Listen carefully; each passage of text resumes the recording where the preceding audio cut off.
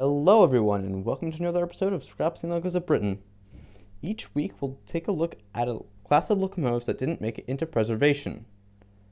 All of these classes will be standard gauge and owned by either a pre-grouping railway company, one of the big four railway companies, and or British Railways. While some classes will get a new build number, most of these classes will be scrapped and likely remain scrapped. Here we go. Our next episode is on the Southeastern Chatham Railway E-Class 440s.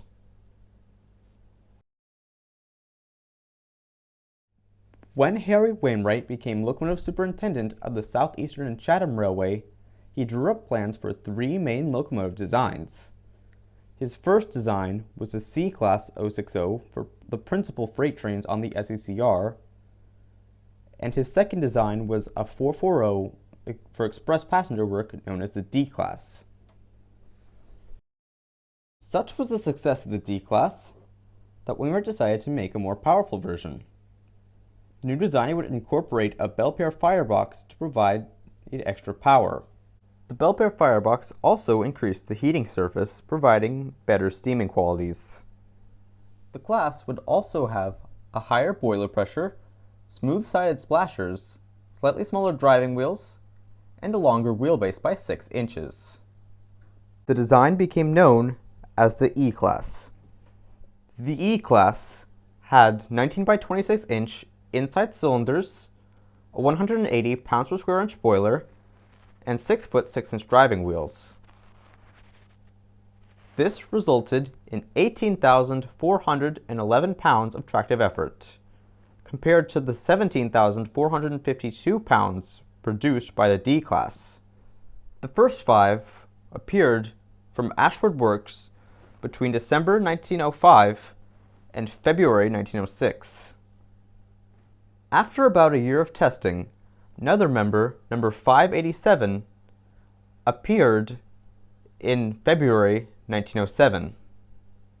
However, the next members didn't appear until July, September, and December of that year. In 1908, the class was rebuilt with a smokebox extension. The first member to be built with this feature from new was number 516 in April 1908. Number 516 was also displayed at the Franco-British exhibition in London. After the exposition, she was used to haul the Royal Train on several occasions. Production paused again for another 3 months, with the next 5 members appearing between July and September. After another pause, the next 3 members appeared between November and December. The final 2 members appeared in April 1909, bringing the class total to 26 members. The E-Class were also subject to some modifications. Between 1911 and 1912, 2 members, numbers 36 and 275, were fitted with superheating. Number 36 was given a Robinson superheater, whilst number 275 was fitted with a Schmidt superheater. Both locomotives had their boiler pressure reduced to 160 psi, and their cylinders enlarged in diameter by 1.5 inches. This brought the tractive effort up to 19,051 pounds. Whilst the superheaters on numbers 36 and 275 improved their efficiency, both locomotives were too heavy for working over the former London, Chatham, and Dover main line, so no more members were rebuilt. In 1910, number 19 was fitted with a cut-down cab, dome, chimney, and whistle for working over the East London line. A more successful rebuild took place in 1919, when Richard Monsell ordered number 179 to be rebuilt with his superheater arrangement, an extended smokebox, a new cabin tender, a larger boiler and firebox, and cutaway frames.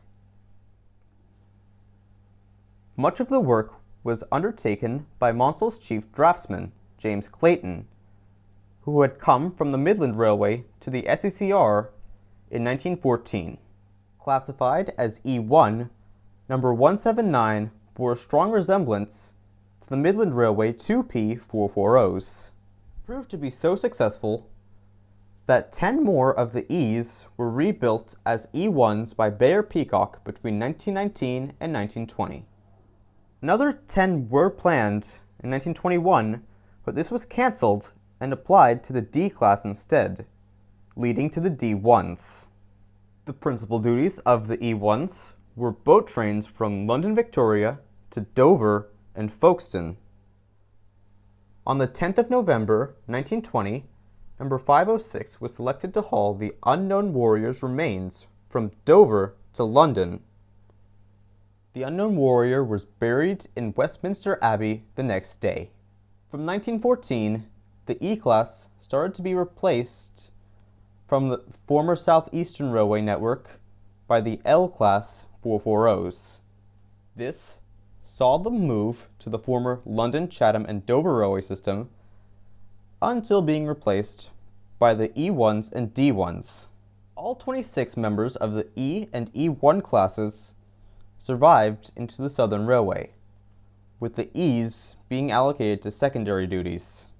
However, a few years after the groupings, the E1 started to be replaced on boat trains from London Victoria to Dover and Folkestone by the N15 class 460s, known as King Arthur's.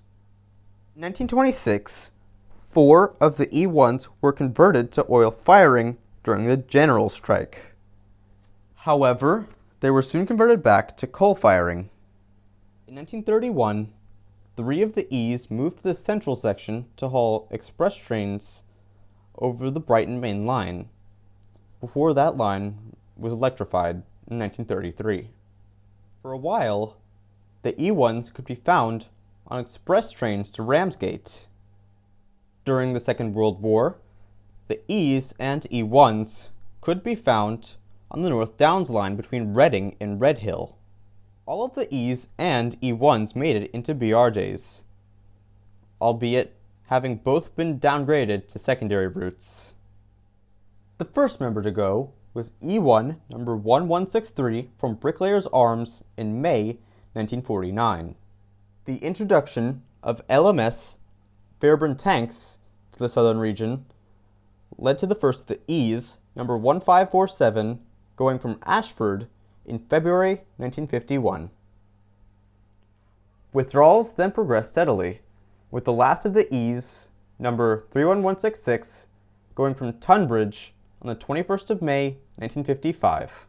As for the E1s, withdrawals stopped after 2 more members went in 1950, leaving 8 members of the class.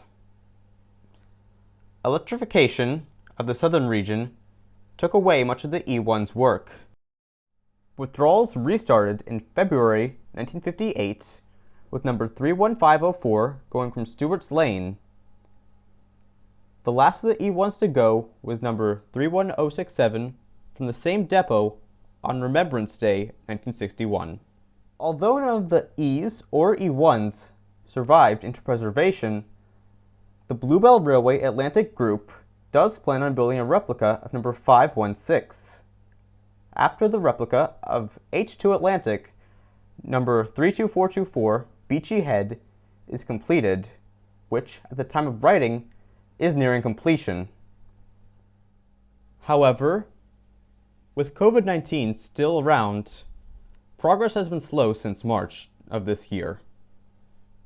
This series is inspired by Locomotives of Great Britain by Rail Air Land and Sea and Top 10 Extinct British Steam Locomotives by Pendennis Castle.